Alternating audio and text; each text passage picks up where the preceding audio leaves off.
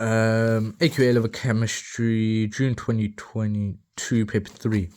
Question 1.1, define the term entropy of lattice association. Entropy change one mole of solid ionic compound dissociates fully into gaseous ions.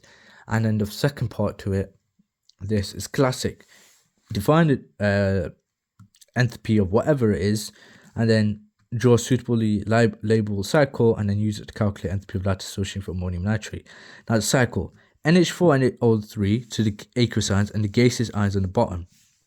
I want to find out entropy of lattice dissociation for ammonium nitrate. So here to here, the dissociation.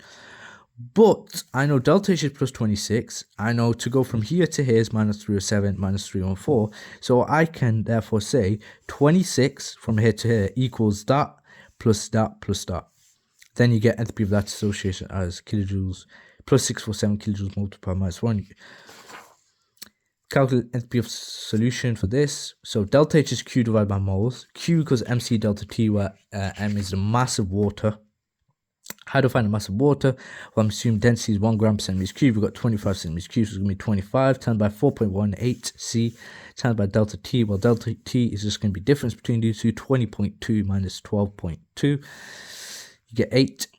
You get Q. But remember, I want entropy of solution in kilojoules multiplied by minus 1, so I need to times that by 10 to the power minus 3. And in the moles is mass over MR. The mass of what? Well, what am I trying to find the entropy of solution of? For ammonium nitrate, so the mass of ammonium nitrate over the MR, 4 divided by 80, and then you get delta H in kilojoules multiplied by minus 1. And remember to include the sign. Is it plus or is it negative? Well, initial temperature is that, and the lowest temperature was that. It's going to be positive. Calculate percentage uncertainty in the temperature change in this experiment. So it's going to be 0.1 divided by what's the temperature change? 8. That minus that, 20.2 minus 12.2. But because in order to do that, I've got two readings, the initial and the lowest. Well, I need to times that by 2 and then times by 100 to get 2.5%. Question 1.5 suggests a change to the student method using the same apparatus that would reduce the percentage uncertainty in this temperature change.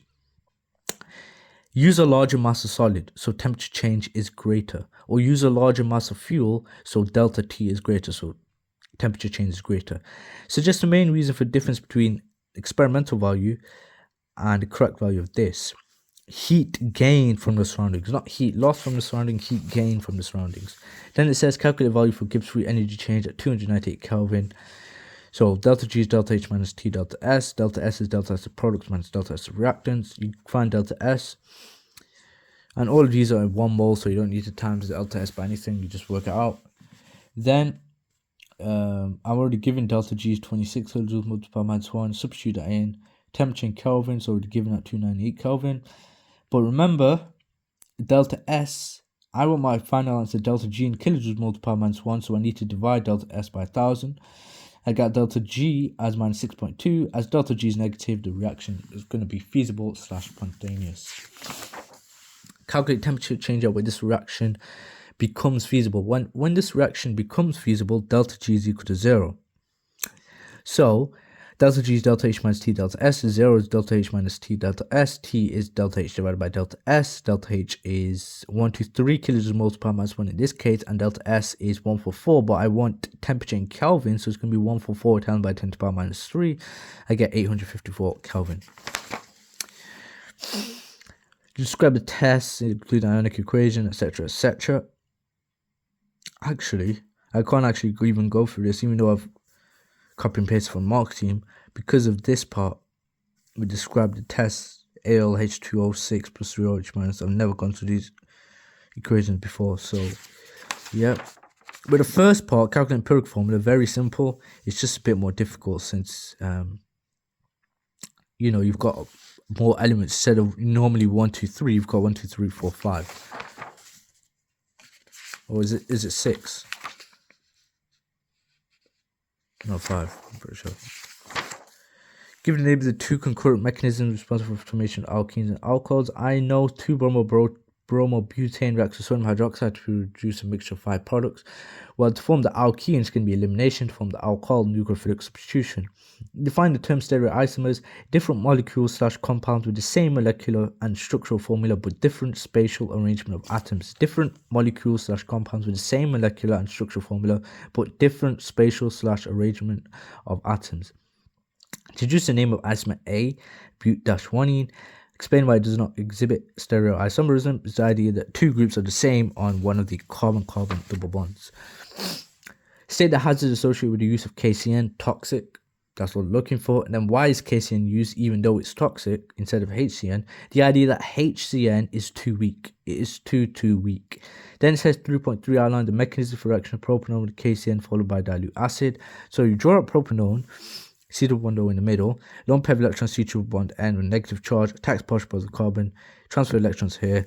Then what happens is lone pair of electrons with oxygen negative charge bonds with H plus to form your hydroxynitrile, and this reaction is an example of a nucleophilic addition mechanism.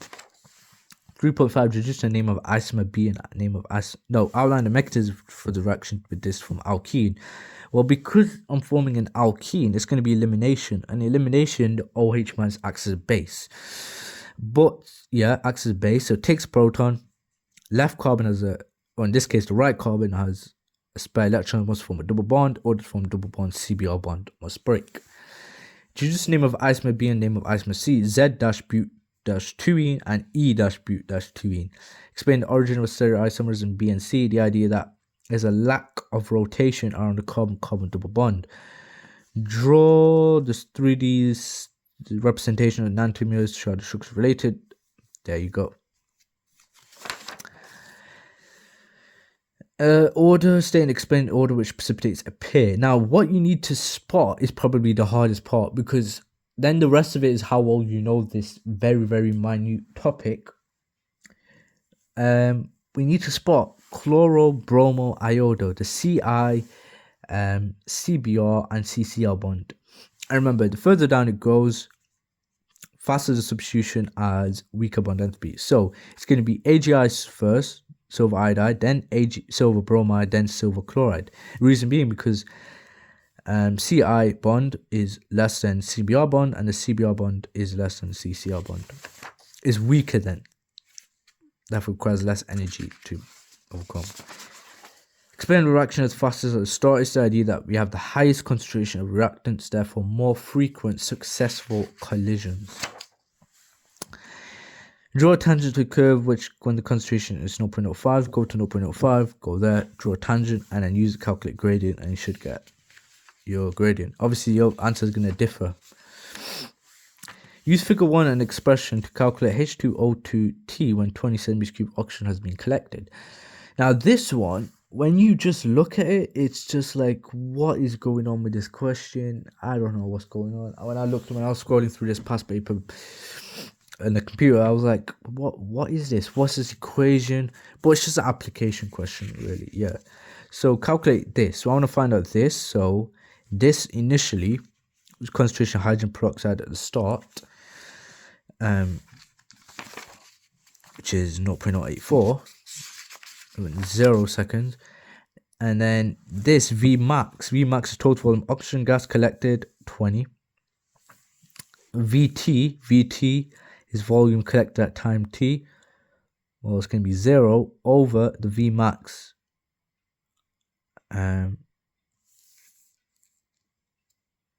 Oh no, sorry. It tells me Vmax is 100 centimeters cubed, so it's going to be 100 minus VT 20 over Vmax 100, and you should get that.